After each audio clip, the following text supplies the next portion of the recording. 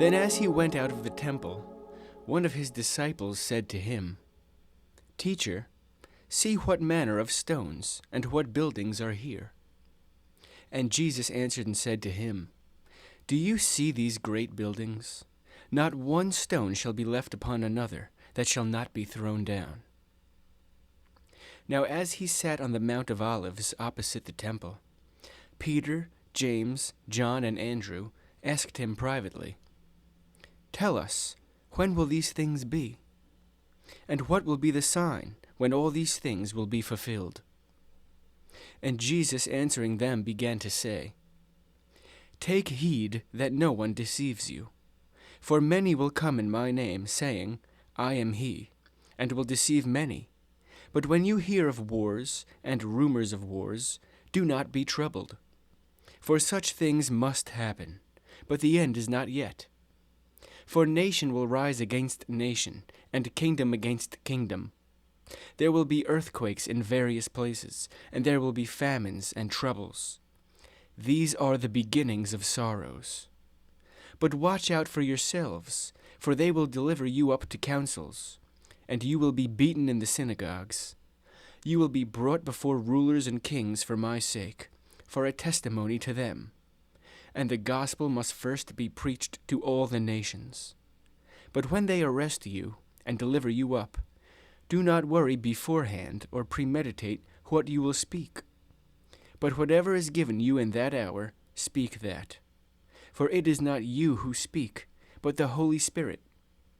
Now brother will betray brother to death, and a father his child. And children will rise up against parents, and cause them to be put to death. And you will be hated by all for my name's sake. But he who endures to the end shall be saved. So when you see the abomination of desolation, spoken of by Daniel the prophet, standing where it ought not, then let those who are in Judea flee to the mountains. Let him who is on the housetop not go down into the house, nor enter to take anything out of his house. And let him who is in the field not go back to get his clothes. But woe to those who are pregnant, and to those who are nursing babies in those days. And pray that your flight may not be in winter. For in those days there will be tribulation, such as not has been since the beginning of the creation which God created until this time, nor ever shall be. And unless the Lord had shortened those days, no flesh would be saved. But for the elect's sake, whom he chose, he shortened the days. Then if anyone says to you, 'Look, here is the Christ,' or 'Look, he is there,' do not believe it. For false Christs and false prophets will rise, and show signs and wonders to deceive, if possible, even the elect. But take heed. See, I have told you all things beforehand. But in those days, after that tribulation, the sun will be darkened, and the moon will not give its light. The stars of heaven will fall, and the powers in the heavens will be shaken. Then they will see the Son of Man coming in the clouds with great power and glory. And then he will send his angels, and gather together his elect from the four winds, from the farthest part of the earth to the farthest part of heaven. Now learn this parable from the fig tree. When its branch has already become tender, and puts forth leaves, you know that summer is near. So you also, when you see these things happening, know that it is near, at the doors.